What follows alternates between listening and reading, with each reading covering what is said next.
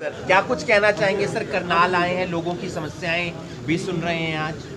देखिए, करनाल चूँकि मेरी अपनी कंस्टिट्यूंसी है, इसलिए यहाँ आना जाना मेरा कोई बहुत मुझे बड़ी योजना नहीं बनानी पड़ती। जब समय होता मैं करनाल आ जाता हूँ। आज मेरे पास थोड़ा समय था, इसलिए थोड़े समय के लिए करनाल आया। सर प्रदूषण की समस्या बनी हुई है और दिल्ली आरोप लगा रहा है कि हरियाणा प्रदूषण फैला रहा है। सर ये जो आरोप प्रत्यारोप इस प्रकार के विषयों पर किसी को भी शोभा नहीं देता, क्योंकि ये कोई राजनीतिक विषय नहीं है और ये सारे समाज के साथ जुड़ा विषय है। कभी भी किसी को भी इस प्रकार के आरोप प्रत्यारोप नहीं लगाने चाहिए। अगर इसका जवाब दिया तो सुप्रीम कोर्ट ने दिया है।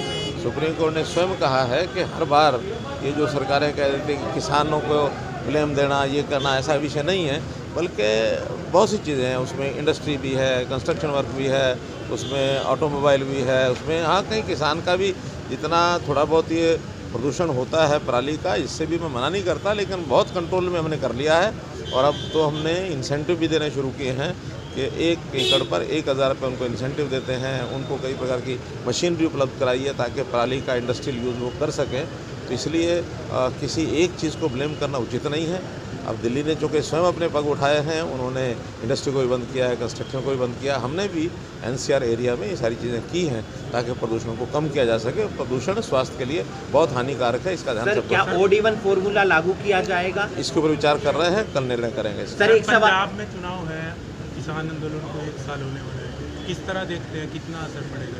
देखिए, कम से कम मुझे तो नहीं लगता कोई असर पड़ेगा। अगर ये असर पड़ता तो एलनाबाद में भी पड़ जाता। एलनाबाद में आकर इतना सब शोर मचाया, फिर भी भारतीय जनता पार्टी की जो पिछले बार के विधानसभा के चुनाव में हमको ज़्यादा वोट मिले हैं, और ये तो कहीं कांग्रेस को अगर पूरा वोट मिल जाता तो ये निर्णय कुछ और होता, परिणाम ही कुछ और होता। सर एक सवाल, कपाल मोचन आप जा रहे हैं कल मेले में, ऐसी जानकारी है।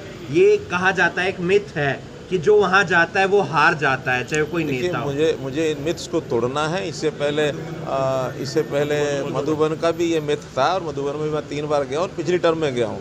और इसी प्रकार से किसी ने मुझे बताया कि एलनाबाद में भी कोई मुख्यमंत्री होते हुए जाता नहीं है। चुनाव लड़ने के बाद वहाँ कोई जीतने के बाद भी अगर मुख्यमंत्री बनना तो दोबारा वहाँ जाता नहीं है। मैं वहाँ भी होके आया, और इसीलिए हरियाणा में इस प्रकार के कोई भी स्थान हो गया मिथ के कारण से नहीं जाते हैं। आपके पास भी कोई स्थान हो, आप मुझे बताइए।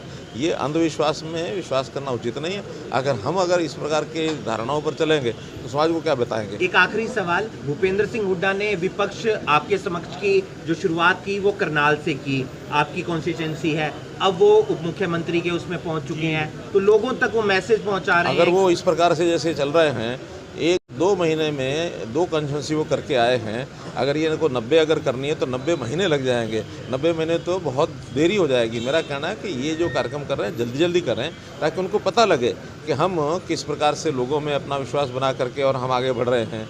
नौकरियों के अंदर हम पारदर्शिता लाए हैं। इसी प्रकार ट्रांसफ़र की ऑनलाइन पॉलिसी हमने की है। परिवार पहचान पत्र के माध्यम से लोगों को सुविधाएं दी जा रही हैं। हमने किसानों के जो जितने भी प्रकार के मुआवजे होते हैं उनको टाइम पर दिया है। हमने MSP पर खूब इस प्रकार से, जैसे मंडियों के अंदर कोई समस्या लोगों को नहीं आई, ये काम हमने किए हैं। हमने रेवेन्यू रिकॉर्ड जो है डिजिटाइज हम कर रहे हैं। कौशल विकास के नाते से कितने हम काम कर रहे हैं। लोगों को किस प्रकार से मिशन मेरिट पर नौकरियां मिल रही, कितने काम हमने किए हैं। अगर वो बहुत देर में जाएंगे तो उनको पता नहीं लगेगा, इसलिए उनको जल्दी जल्दी जाना चाहिए, सारा हरियाणा जल्दी कवर करना चाहिए। ओम प्रकाश चौटाला का एक बयान आया है, उन्होंने कहा है एलनाबाद में बीजेपी ने 10 से 15 हज़ार रुपये में वोट खरीदे। मेरा कहना है कि ये विषय तो या तो वो जानते हैं या उनके कारिंदे जानते हैं कि वो कैसे करते रहे हैं। हम लोगों ने जो चुनाव लड़ा है, सारी हमारी ताकत संगठन की है, उस आधार पर लड़ा है। और संगठन का एक एक व्यक्ति एक एक गांव में गया है, लोगों को बताया, समझाया, तब जा करके ये हुआ। मैंने बताया अगर कांग्रेस अपने पूरे वोट ले जाती बात